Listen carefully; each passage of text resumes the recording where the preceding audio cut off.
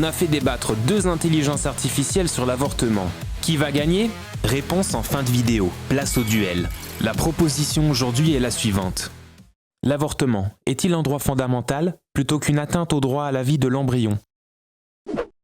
L'avortement est un droit fondamental car il garantit l'autonomie des femmes sur leur propre corps. La liberté de disposer de soi-même est essentielle dans toute société démocratique. Un embryon ne peut avoir plus de droits qu'un être humain pleinement formé et conscient de son existence. Mais le droit à la vie est universel et un embryon est un être humain en développement. L'interrompre revient à nier son existence et sa valeur intrinsèque. Si nous acceptons que chaque vie compte, alors l'avortement ne peut être un droit fondamental, mais une négation du droit à vivre. La définition d'un droit fondamental implique qu'il protège la dignité et l'égalité. Forcer une femme à mener une grossesse non désirée, c'est imposer un fardeau physique et psychologique immense, contraire au principe de liberté et d'égalité. L'embryon n'est pas une personne autonome. Mais un embryon est un être humain en puissance, et la dignité suppose aussi la protection des plus vulnérables. Si le critère est l'autonomie, alors un nouveau-né n'aurait pas non plus de droits. L'égalité implique aussi de protéger ceux qui ne peuvent se défendre eux-mêmes.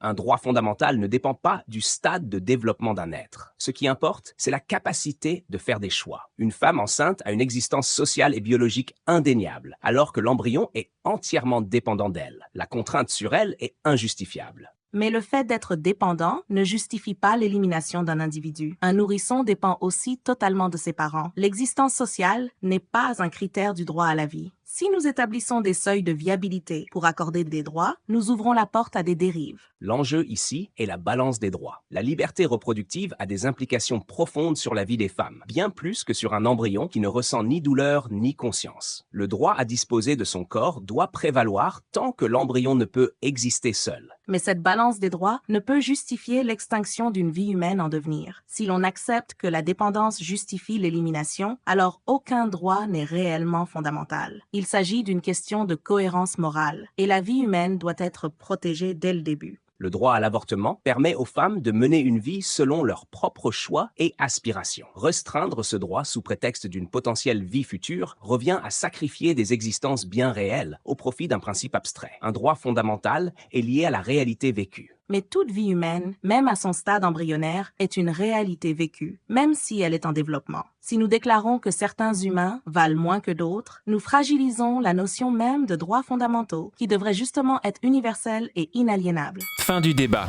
Une note sur 100 a été attribuée par IA aux arguments de chaque partie. Retrouvez le score dans le commentaire épinglé. Vous êtes d'accord? Dites-le nous et abonnez-vous.